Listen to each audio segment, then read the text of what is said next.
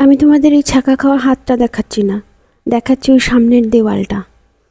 খুব বেশি ফাঁকা ফাঁকা লাগছে না? আমার মনে হচ্ছিল ভীষণ ফাঁকা ফাঁকা। তো আমি ভাবলাম অনলাইন থেকে কিছু ছবি দেখব। তো ছবিগুলো যেগুলো পছন্দ হচ্ছিল সেগুলোর প্রচণ্ড দাম, তাই আমি নিজেই কিছু ছবি এঁকে দিলাম। যখন থেকে ভেবেছিলাম যে ওই দেওয়ালটায় পেন্টিং লাগাবো, তখন থেকে মাথায় ঘুরছিল পটচিত্র। পটচিত্রটা না উড়িষ্যার একটা ট্র্যাডিশনাল আর্ট, খুব কষ্টকর একটা আঁকা, আর খুব সুন্দর দেখতে লাগে। কিন্তু পটচিত্রের একটা সমস্যা হলো, মাঝখানে না ঠাকুরের ছবি থাকবে, আর ঠাকুরের ছবি থাকবে মানেই তুমি কোন দেয়ালে টাঙাবে সেটা নিয়ে একটা সমস্যা। যেদিকে টাঙাবে সেদিকে পা করে বসতে পারবে না, পা করে শুতে পারবে না। বাবারে, অত ঝামেলায় গিয়ে কাজ নেই।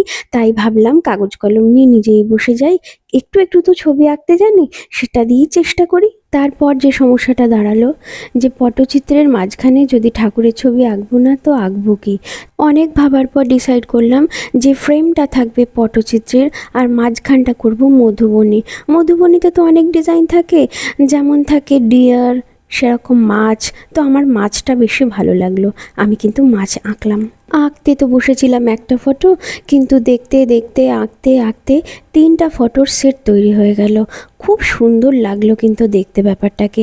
আমার বরকেও দেখালাম, কিন্তু এখনো পর্যন্ত আমি শিওর ছিলাম না যে এই ফটোগুলো দেয়ালে টাঙানোর যোগ্য হবে কিনা। কিন্তু আমার হাজব্যান্ড আমার প্রত্যেকটা কাজকে প্রচণ্ড রকম অ্যাপ্রিসিয়েট করে। তাই যখনই বললাম যে এই ছবিগুলো আমি এঁকেছি বেডরুমে টাঙানোর জন্যে, ও সঙ্গে সঙ্গে ছবিগুলোকে নিয়ে ফ্রেম করে এনে দিল।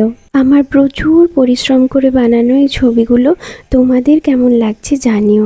আজকে আসছি, সবাই সুস্থ থেকো, ভালো থেকো, টাটা।